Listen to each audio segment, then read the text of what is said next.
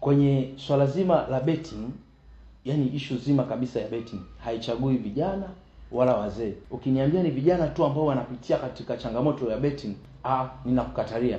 Kwa sababu wapo wazee kabisa, ni watu ambao ni wana heshima zao, lakini unamkuta yuko na mkeka kwenye daladala ana scroll, ama yupo kanisani anaangalia mkeka wake, je, umechanika au ni mtu mzima kabisa.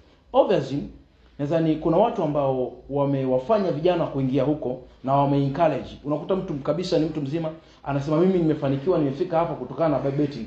Lakini vijana wengi hawajui kwamba hao watu walitokea katika mazingira ya kwamba pengine mtu alitumika kama balozi wa taasisi fulani ambayo inatumika kubeti, na wanamsikiliza huyo kuona kwamba yeye amefanikiwa na sisi tutafanikiwa kupitia beti, kitu ambacho sio cha kweli.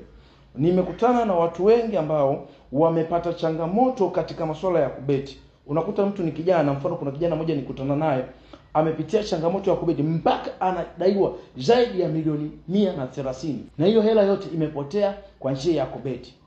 Kwa mfano, watu wengi sana hasa wanaokumbwa na changamoto hii, mfano tuchukue wanafunzi wa vyuo. Unakuta amepewa ada na baba yake, hiyo ada hata ipeleka kama kulipiwa ada, anatamani aizalishe ili walau naye ajitanue katika maisha huko mjini. Sasa hiyo changamoto, bahati mbaya zaidi, mkeka unachanika. Sasa watu wengi katika jamii wanatembea katika msongo wa mawazo. Unakuta mtu mwingine hawezi kueleza sehemu yote kwa sababu anaona ni aibu akilieleza hili jambo ama hili changamoto akilieleza kwa watu, na watu watamchukuliaje. Sasa watu wanaendelea kupitia msongo wa mawazo, nenda kumtafuna mtu, na ndio maana unakuta mtu wakati mwingine anajinyonga tu.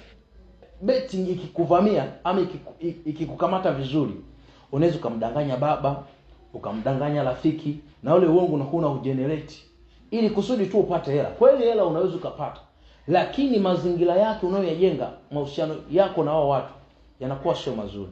Kwa vijana wanapitia changamoto hii na wengi hawajui namna ya kutoka, kwa sababu chanzo kilianzia aidha na peer pressure, aina ya marafiki walioambatana nao ama walioongozana nao, lakini kutoka inakuwa ni changamoto. Wengine wako mpaka makanisani.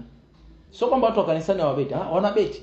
Na wanavobeti sasa wanajikuta wanapata changamoto katika namna ya kutoka. Uwezi kutoka tu kirahisi.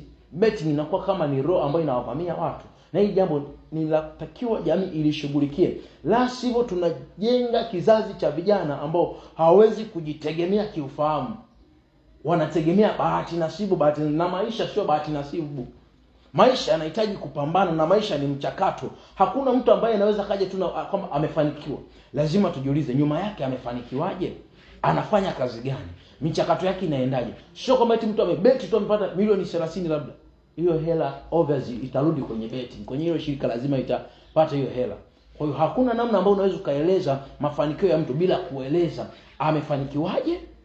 Amepataje hizo pesa? Lakini sisi vijana tunaangalia mtu fulani ana magari, ana nyumba nzuri, ana nini, bila kuangalia mafanikio ni mchakato.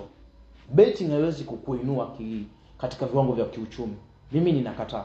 Kabisa mimi nakataa.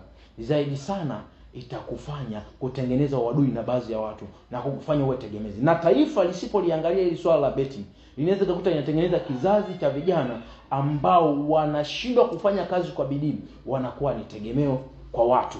Jamii ambayo iliwategemea wanashindwa kuisaidia hiyo jamii. Kwa ni muhimu sana kama kijana ambaye bado haujaingia kwenye betting, usiingie kabisa. Maana ukiingia huko, watu wana struggle kutoka huko, unaweza kuzama huko. Asante sana.